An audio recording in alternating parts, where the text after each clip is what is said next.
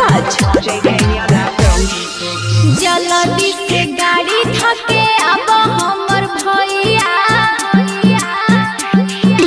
जल्दी से गाड़ी धके अब हमर भैया, जल्दी से गाड़ी धके अब हमर भैया छियै पवन त्योहार, भाई बहन के प्यार राखी बंधवा हो मोरे भैया। कैसे के गाड़ी धके अइयो हमर बहिना, कैसे के गाड़ी धके अइयो हमर बहिना, लागी गेलो लॉकडाउन बंद भेलो सगरे टाउन, की बताइयो गे प्यारी बहिना। जल्दी से गाड़ी धके अब हमर भैया, जल्दी से mix by Guddu Gudesh, music by Lal Babu Raja. जल्दी से गाड़ी धके अब हमर भैया, जल्दी से छोटा ही में भैया छोरी के गेला हो, कमबल परदेस हो, जब तक नई भूत मनवा में रहतै, लागल हमरो कलेस हो। बात के पूछे बहिन दुलारी, उठाल कोरोना के महामारी, छियो न भैया कठोर दे।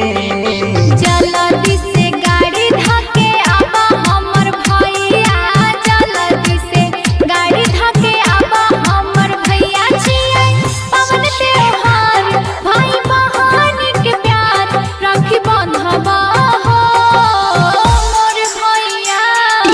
कैसे के गाड़ी धके अइयो हमर बहिना, कैसे के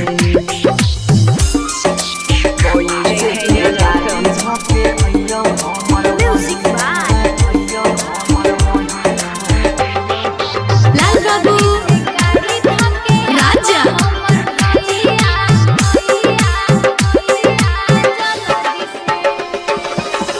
जाए के बेरिया में वादा तू कैला हो, हर साल ओइबो गाँगे, दुख सुख में तो हर साथ ने छोड़बा, बन के खेबैया लागे।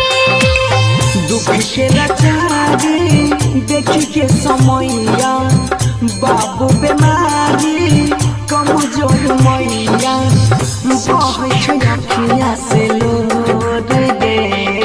जल्दी से गाड़ी धके अब हमर भैया, जल्दी से गाड़ी धके अब हमर भैया छियै पवन त्योहार, भाई बहन के प्यार राखी बंधवा हो मोर भैया।